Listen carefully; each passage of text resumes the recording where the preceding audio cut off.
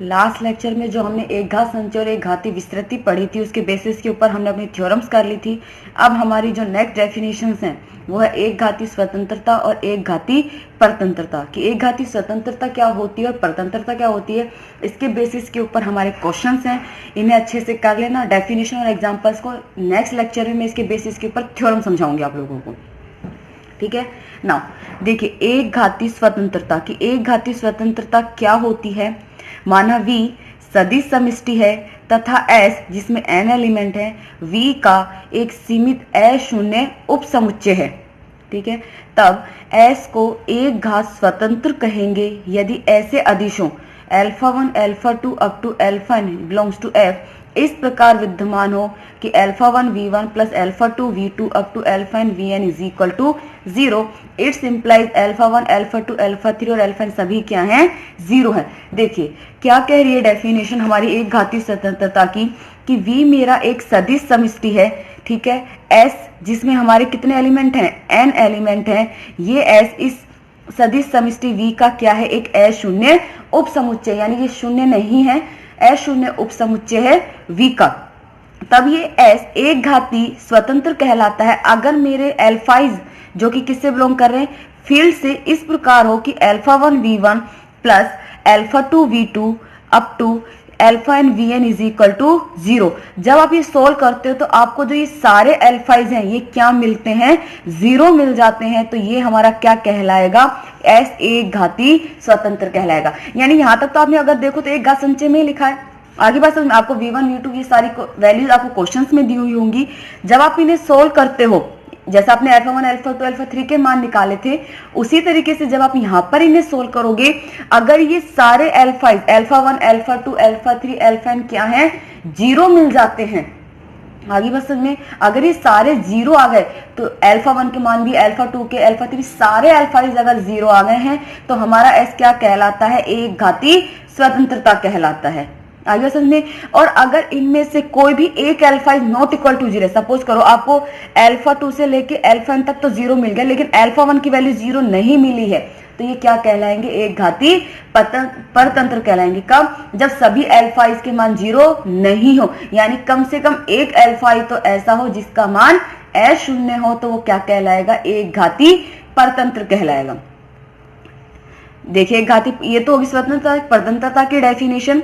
माना V सदिश समष्टि है, S V का एक सीमित अशून्य उपसमुच्चय है, तब S को एक घात परतंत्र कहेंगे यदि ऐसे अदिशों α1 up to α n belongs to F इस प्रकार विद्यमान हो कि α1 v1 plus α2 v2 up to α n vn is equal to 0 तथा सभी अल्फा शून्य नहीं हो, अर्थात कम से कम एक अल्फा का मान कैसा हो, अशून्य।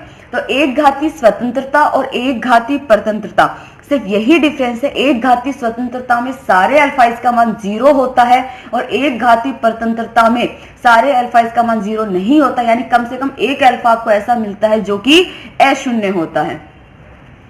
नाउ एग्जांपल नंबर फर्स्ट है, देखिए r की पावर n सदिश समष्टि पर विचार कीजिए। प्रदर्शित करो कि r की पावर n का उप समुच्चय n, ये r की पावर n यानी कितने n एलिमेंट हैं, का समुच्चय S जिसमें n अवयव E1 E2 En एक घात स्वतंत्र है और वन फील्ड R की इकाई को प्रकट करता है। मेरे पास जो सेट R दिया हुआ है, इस R का एक उप समुच्चय S है जिसमें n एलिमेंट है E1 E2 और En। मुझे प्रूफ करना है कि जो ये S है वो कैसा है, एक घात स्वतंत्र है, ठीक है, यानी सारे अल्फाइज का मान 0 होना चाहिए। तो मैंने R के अल्फाइज मान लिए α1 α2 α n जो किस में बिलोंग कर रहे हैं, R में। डेफिनेशन लगा दो, α1 E1 plus α2 E2 up to α n En is equal to 0। ये शून्य सदिश है। आगे बस शून्य सदिश में कितने 0 वेक्टर है, तो यानी इसमें शून्य उपस्थित है सारे। नाउ E1 का मान ये पुट कर दिया, E2 का मान ये कर दिया, En का मल्टीप्लाई करोगे तो ये तो क्या मिलेगा, α1, बाकी सारी 0 जब ऐड करोगे, फर्स्ट टर्म सेकंड टर्म में सिर्फ α2, थर्ड टर्म में α3 और इसमें एंड टर्म में α1, ये सारे क्या है, 0 हैं। तो यहाँ से देखो कंपेयर करोगे तो α1 भी 0, α2 भी 0 और α n, क्योंकि शून्य सदिश थे इसलिए 0 मान आ गए सारे। तो यानी S कैसा है, एक घात स्वतंत्र है। तो सारे अल्फाइज अगर 0 मिल रहे हैं तो यानी वो एक घात स्वतंत्र है, और कोई एक अल्फाइज ऐसा मिल गया 0 नहीं है तो यानी वो एक घात परतंत्र है। एग्जाम्पल नंबर सेकंड है, थर्ड है और फोर्थ और फिफ्थ है। वो सेम आपके इसी तरीके से है, आपको इजीली सॉल्व आउट हो जाएगा, किसी में भी कोई प्रॉब्लम नहीं आएगी। सिर्फ आपको अल्फा 1 अल्फा 2 अल्फा 3 के मान निकालने। एग्जाम्पल नंबर जो 5th है उसमें कुछ नहीं है, ये इक्वेशन मिलेगी। यहाँ देखिए अल्फा बीटा और गामा तीनों के मान बराबर मिले माइनस डेल्टा के। तो यहाँ क्या किए हैं कि एक घात स्वतंत्र है या नहीं, चलो मैं ये आपको समझा ही देती हूँ। एग्जाम्पल नंबर 5 तो मुझे समझाना है, कुछ नहीं है। देखिए क्वेश्चन समझ लीजिए कि सिद्ध कीजिए कि v के 4 सदिश v1 v2 v3 v4 एक घात परतंत्र समुच्चय बनाते हैं, किंतु इनमें से किन्हीं 3 के समुच्चय एक घात स्वतंत्र होते हैं। यानी हमें क्या प्रूफ करना है कि ये 4 v1 v2 v3 v4 तो कैसे होते हैं, एक घात परतंत्र होते हैं। यानी अल्फा 1 अल्फा 2 अल्फा 3 अल्फा 4 चारों के मान कैसे होते हैं, इनमें से एक मान ऐसा मिलेगा जो जीरो नहीं होगा। तो यानी अल्फा इसके मान जीरो नहीं होना चाहिए, सारे भी नॉट इक्वल टू जीरो हो सकते हैं और एक भी हो सकता है। ये जरूरी नहीं कि आपको एक ही नॉन जीरो मिलेगा।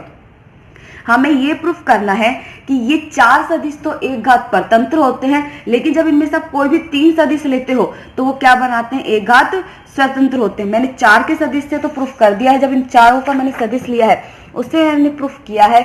तो यहाँ पर देखिए अल्फा बीटा गामा किसके बराबर है, माइनस डेल्टा के।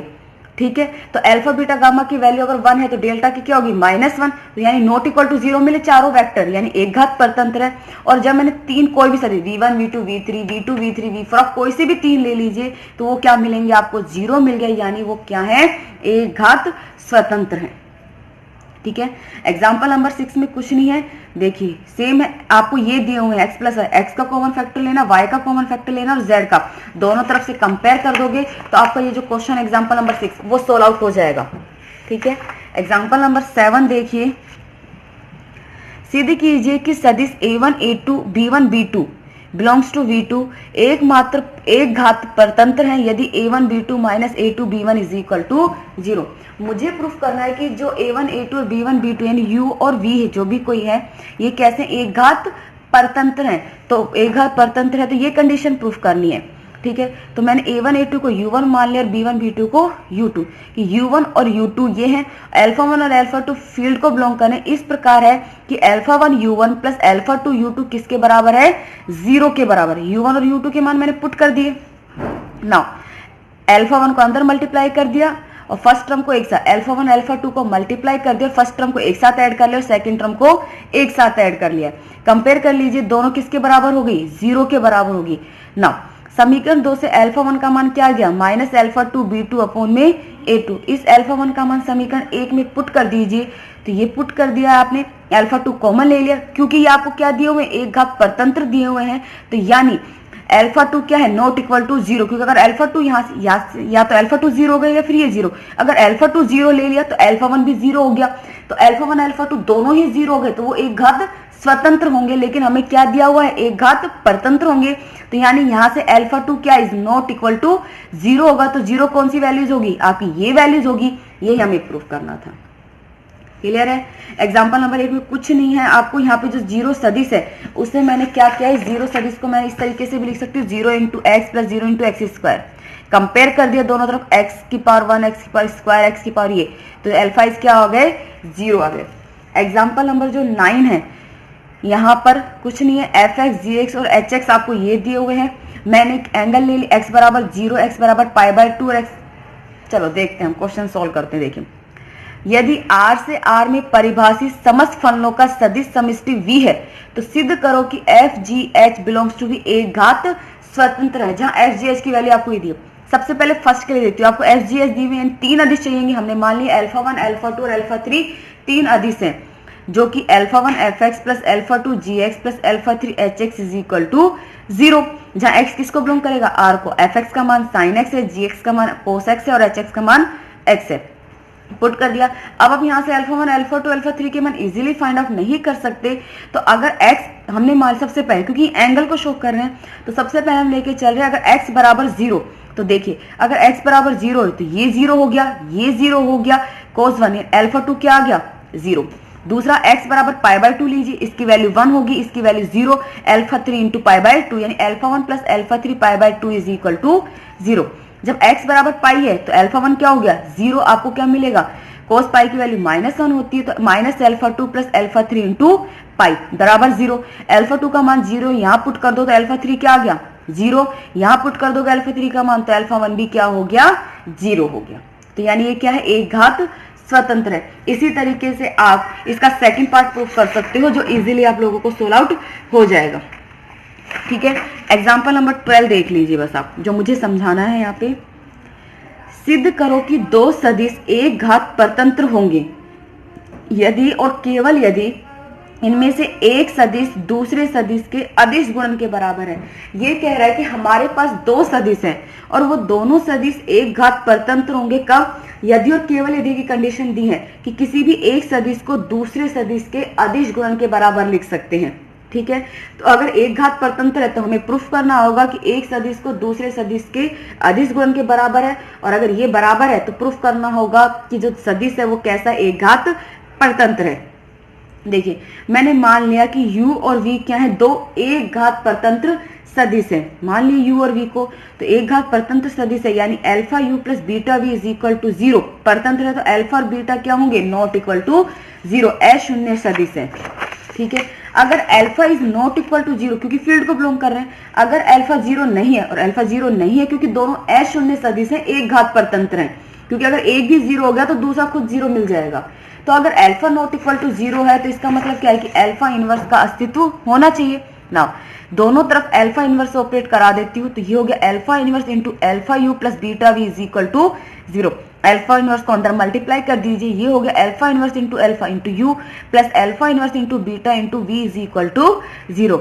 इसकी वैल्यू तो क्या होगी, 1 होगी क्योंकि फील्ड को बिलोंग कर रहा है, क्षेत्र को। ये हो गया u plus alpha inverse beta into V is equal to 0, यानी u is equal to minus of alpha inverse beta into V. अब यहाँ देखिए u भी एक सदिश था, v भी एक सदिश था, अल्फा और बीटा फील्ड को बिलोंग कर रहे थे, क्षेत्र की वैल्यू है। तो यानी देखिए ये अदिश गुणन है, तो यानी एक सदिश को दूसरे सदिश के अदिश गुणन के बराबर होता है। इसी प्रकार अगर बीटा नॉट इक्वल टू 0 तो बीटा इनवर्स का अस्तित्व होगा। बीटा इनवर्स से दोनों तरफ ऑपरेट कर दीजिए, मल्टीप्लाई कीजिए, तो ये हो गया beta inverse alpha into U plus beta inverse B into V. इसकी वैल्यू 1 होगी। यहां से देखो v को हम लिख सकते हैं v is equal to minus of beta inverse alpha into U. यहां से v को दूसरे सदिश के गुणन के रूप में लिख दिया, अतः एक सदिश दूसरे सदिश का अदिश गुणन है। अब कन्वर्स लेके चलते हैं कि अगर एक सदिश को दूसरे सदिश के अदिश गुणन के बराबर होता है, यही प्रूफ करना है। मानकर चलते हैं हमें एक घात परतंत्र प्रूफ करना है, तो यानी हमने मान लिया u इज इक्वल टू के वी। यहाँ पर ये क्या u और v सदिश और ये अदिश है, यानी एक सदिश को दूसरे सदिश के अदिश गुणन के रूप में लिखा है। यहाँ लिया ये u माइनस के वी इज इक्वल टू 0। देखिए दोनों अदिश कैसे हैं, अशून्य, क्योंकि के भी नॉट इक्वल टू 0 और ये भी 1 इंटू यू। दोनों ही सदिश कैसे हैं, अशून्य, इसलिए u और v क्या है, एक घात परतंत्र है। तो मैं ये आपको क्वेश्चंस भेज दूंगी, इजी हैं, आपको समझ में आ जाएंगे, किसी में कोई प्रॉब्लम नहीं होगी। लेकिन अगर फिर भी कोई प्रॉब्लम होती है तो मुझे बता देना, मैं फिर से समझा दूंगी। डेफिनेशन एग्जांपल अच्छे से कर लेना, नेक्स्ट लेक्चर में मैं इसके बेसिस पे थ्योरम स्टार्ट करूंगी। दूसरी बात, 2-3 दिन में आपकी ये बुक कंप्लीट हो जाएगी क्योंकि 5th यूनिट है। 2-3 दिन में मैं, यानी इस हफ्ते हो जाएगी या मंगलवार तक अगले का 3-4 दिन में आपकी ये यूनिट कंप्लीट हो जाएगी, फर्स्ट पेपर कंप्लीट हो जाएगा। अगर कोई भी डाउट हो इस फर्स्ट पेपर में तो मुझे बता देना, मैं समझा दूंगी। आगे बात समझ में। इसके बाद मैं सेकंड पेपर स्टार्ट करूंगी, कॉम्प्लेक्स एनालिसिस, सम्मिश्र विश्लेषण। अगर बुक नहीं खरीदी है तो खरीद लेना क्योंकि क्वेश्चंस होंगे उसमें जो आप लोगों को सोल्व करने हैं। ठीक है।